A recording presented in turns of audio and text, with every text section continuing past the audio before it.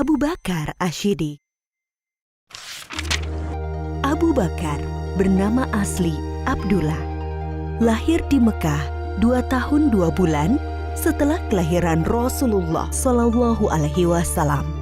Ia dipanggil Abu Bakar karena ia sering menjadi pelopor kebaikan. Abu berarti bapak dan Bakar berarti segera atau dini atau awal. Sebab itu beliau selanjutnya disebut Abu Bakar. Sejak kecil, Abu Bakar senang sekali berbuat kebajikan dan hal-hal terpuji. Salah satu sahabatnya berkata, "Sesungguhnya engkau selalu menyambung tali silaturahim, selalu berkata benar, banyak menanggung kesulitan orang lain, menolong orang-orang yang menderita, dan menghormati tamu." Begitu kesaksian Ibnu Dugunah, sahabat Abu Bakar. Abu Bakar termasuk orang yang paling utama masuk Islam. Ia adalah sahabat Nabi Muhammad Shallallahu Alaihi Wasallam yang paling setia, mendampingi Rasulullah sejak masuk Islam sampai meninggal. Ketika Nabi Muhammad Shallallahu Alaihi Wasallam berhijrah dari Mekah ke Madinah, Abu Bakarlah yang menemaninya. Pada saat itu, Kamis 27 Safar tahun ke-14 kenabian, waktu tengah hari, Rasulullah Shallallahu Alaihi Wasallam mendatangi Abu Bakar di rumahnya. Abu Bakar berkata, "Demi Allah, beliau tidak akan kemari pada saat begini, kecuali ada urusan penting." Beliau mengabarkan kepada Abu Bakar bahwa Allah Subhanahu wa Ta'ala telah mengizinkannya untuk hijrah ke Madinah. Setelah memastikan rencana hijrah, Rasulullah Shallallahu Alaihi Wasallam pulang ke rumah sambil menunggu waktu malam tiba. Pada hari yang sama, para tokoh kafir Quraisy sedang mengepung rumah Rasulullah Shallallahu Alaihi Wasallam. Mereka berniat akan membunuhnya. Setelah lewat tengah malam, mereka meyakini inilah cara terakhir untuk menghentikan Rasulullah berdakwah kepada Islam. Ketika malam semakin larut, Rasulullah keluar dari rumahnya menuju rumah Abu Bakar tanpa diketahui oleh orang-orang yang memusuhinya. Lalu mereka berdua berusaha keluar dari Mekah sebelum fajar menyingsing. Mereka justru menuju ke arah Yaman, arah selatan Mekah, tidak langsung menuju ke Madinah. Setelah sampai di dekat bukit yang tinggi dan terjal, mereka berdua berencana bersembunyi. Abu Bakar membantu Rasulullah Shallallahu Alaihi Wasallam sambil menggendong naik ke atas bukit. Di depan mulut goa yang dikenal dengan Goa Thur, Abu Bakar berkata, "Ya Rasulullah, engkau jangan masuk sebelum aku masuk terlebih dahulu, agar jika ada sesuatu yang berbahaya, akulah yang kena, bukan engkau." Abu Bakar masuk dan membersihkan goa. Ia memeriksa dinding-dinding goa. Lalu Abu Bakar menyobek kain yang dipakainya untuk menyumbat lubang-lubang yang ada di dinding goa. Setelah itu ia berkata, "Silahkan masuk ya Rasulullah." Rasulullah masuk ke dalam goa, lalu menyandarkan kepalanya ke sebuah batu dan memejamkan mata. Abu Bakar menjaganya. Tiba-tiba kaki Abu Bakar disengat oleh binatang berbisa dari balik lubang yang disumbatnya. Ia berusaha tidak bergerak sambil menahan rasa sakitnya karena khawatir akan membangunkan Rasulullah.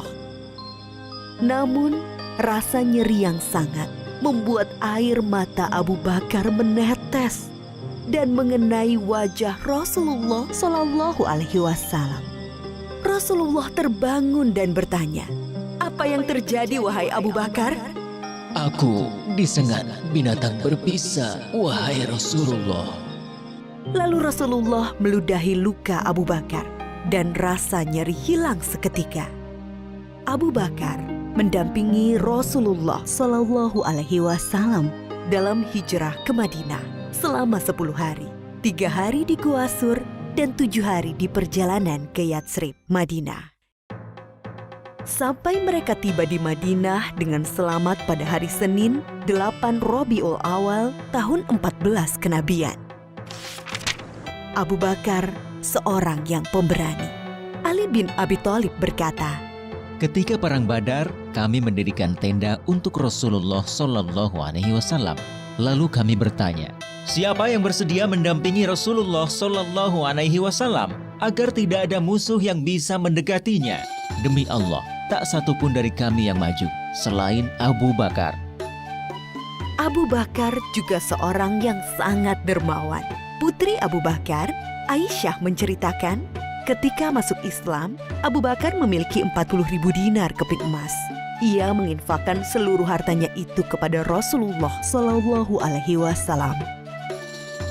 Abu Bakar, seorang yang cerdas dan berilmu luas.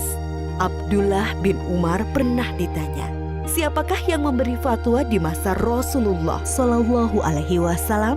Ia menjawab, Abu Bakar dan Umar, dan aku tidak mengetahui orang lain selain mereka berdua. Abu Bakar juga sosok yang paling baik dan utama. Abdullah bin Umar berkisah, Di masa Rasulullah, kami diperintahkan memilih orang-orang. Kami pun memilih Abu Bakar, lalu Umar, lalu Utsman.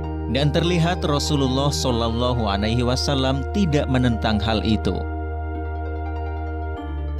Abu Hurairah berkata, Rasulullah Shallallahu Alaihi Wasallam bertanya, siapa di antara kalian yang puasa hari ini? Abu Bakar menjawab, Aku. Rasulullah Shallallahu Alaihi Wasallam bertanya lagi, siapa yang ikut mengantar jenazah? Abu Bakar menjawab, Aku.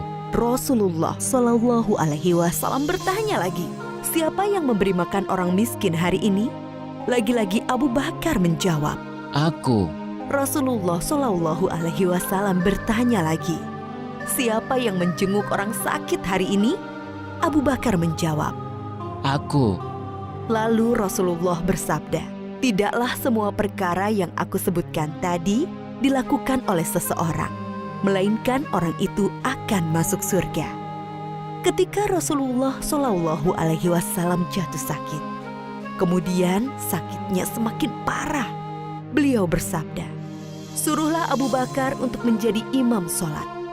Sebagian ulama sahabat memahami bahwa perintah ini adalah petunjuk Nabi Muhammad Shallallahu Alaihi Wasallam bahwa Abu Bakar adalah sahabat yang paling utama. Rasulullah juga pernah berpesan kepada Bilal sahabatnya, wahai Bilal, jika waktu sholat telah tiba dan aku belum datang, mintalah Abu Bakar menjadi imam. Oleh karena itu, setelah Rasulullah Shallallahu Alaihi Wasallam wafat, Abu Bakar dibaiat sebagai pengganti pemimpin umat Islam. Ia menjabat sebagai khalifah selama sekitar 3 tahun. Selama memimpin kaum muslimin, Abu Bakar telah banyak memberikan karya-karya penting bagi perkembangan Islam dan kemajuan kaum muslimin. Antara lain, memerangi orang-orang murtad yang keluar dari Islam, melanjutkan rencana pengiriman pasukan Usamah bin Zaid yang sebelumnya telah dipersiapkan oleh Rasulullah Shallallahu Alaihi Wasallam, memerangi para pembangkang zakat, memerangi nabi palsu Musailamah al-Kadzab, dan membukukan Al-Quran. Ide pembukuan Al-Quran datang dari sahabat Umar radhiyallahu anhu. Awalnya, Abu Bakar berkali-kali menolak pendapat itu. Namun setelah terjadi diskusi panjang, akhirnya Abu Bakar menerima hal tersebut. Lalu Abu Bakar memanggil sahabat Zaid bin Sabit, yaitu sahabat yang menjadi pencatat wahyu di masa Nabi Muhammad Shallallahu Alaihi Wasallam. Dia bercerita kepadanya, Sesungguhnya Umar telah mendatangiku dan ia berkata kepadaku, banyak sahabat penghafal Al-Quran yang gugur dalam perang Yamamah, yaitu perang melawan Musailamah al-Kadzab, sang nabi palsu dan pasukannya. Aku khawatir peristiwa serupa juga menimpa para qurra, para penghafal Al-Quran dalam peristiwa lainnya. Akibatnya akan hilang sebagian besar dari Al-Quran. Wahai Zaid, engkau anak muda yang cerdas. Kami mempercayaimu sepenuhnya bahwa engkau juga juru tulis wahyu Rasulullah. Jadi, carilah ayat-ayat Al-Quran itu, lalu kumpulkanlah. Zaid menolak sambil berkata kepada Abu Bakar dan Umar, Mengapa kalian akan melakukan sesuatu yang tidak pernah dilakukan oleh Rasulullah Shallallahu Alaihi Wasallam? Demi Allah, ini perbuatan yang baik. Tukas Abu Bakar. Zaid mengulangi penolakannya Tidak, sambil bergumam. andai kata ia membebaniku untuk memindahkan sebuah gunung, itu jauh lebih ringan daripada perintahnya menghimpun ayat-ayat Al-Quran. Namun setelah diskusi, akhirnya Zaid menerima dan berkata, Akhirnya Allah Subhanahu wa Ta'ala membukakan pintu hatiku, seperti halnya Allah membukakan hati Umar dan Abu Bakar. Mulailah aku mengumpulkan ayat-ayat Al-Quran yang tertulis di dedaunan, pelepah kurma, tulang belulang, juga dari para penghafal Al-Quran. Setelah terkumpul menjadi satu mushaf, Khalifah Abu Bakar menyimpannya sampai wafatnya. Inilah jasa Abu Bakar yang sangat berharga dan masih bisa dirasakan oleh kaum muslimin hingga saat ini. Pada hari-hari terakhirnya, Abu Bakar sakit demam sekitar 15 hari. Beliau pun masih berpikir untuk kebaikan Islam dan kaum muslimin. Abu Bakar berusaha mencarikan pemimpin terbaik bagi kaum muslimin, memikirkan persatuan kaum muslimin, menjauhkan kaum muslimin dari perselisihan. Ia memanggil beberapa sahabat senior untuk dimintai pendapat tentang Umar. Ia juga meminta Utsman bin Affan untuk menuliskan surat wasiat, lalu memberinya cap stempel dan membawanya keluar untuk dibacakan kepada kaum muslimin agar mentaati keputusan Abu Bakar dalam menetapkan Umar bin Khattab sebagai penggantinya memimpin umat Islam. Aisyah, putri Abu Bakar, berkisah, pada penghujung usianya, Abu Bakar bertanya kepadanya, Pada hari apakah Rasulullah Shallallahu Alaihi Wasallam wafat? Aku menjawab, pada hari Senin. Ia berkata, Semoga aku meninggal antara saat ini hingga malam nanti. ternyata ia meninggal pada malam Selasa dan dimakamkan sebelum subuh. Abu Bakar adalah sahabat sekaligus murid dari Rasulullah Shallallahu Alaihi Wasallam. Ia mencontohkan bagaimana seharusnya sikap seseorang kepada sahabatnya dan murid kepada gurunya, yaitu rela menemani dalam suka dan duka, siap membantu dan menolong dengan harta, tenaga, waktu, bahkan jiwa, dan selalu berusaha menghormati, memuliakan, dan melindungi kehormatannya. Seseorang akan selalu dikenang baik jika ia telah berkarya untuk kebaikan umat manusia. Dan sebaliknya, ia akan dikenang buruk jika ia berlaku jahat bagi manusia. Oleh karena itu, hendaklah kita beramal baik sebanyak-banyaknya. Kebaikan untuk Islam dan kaum muslimin atas dasar iman kepada Allah akan menjadi jariah. Pahalanya terus mengalir meski seseorang telah meninggal dunia.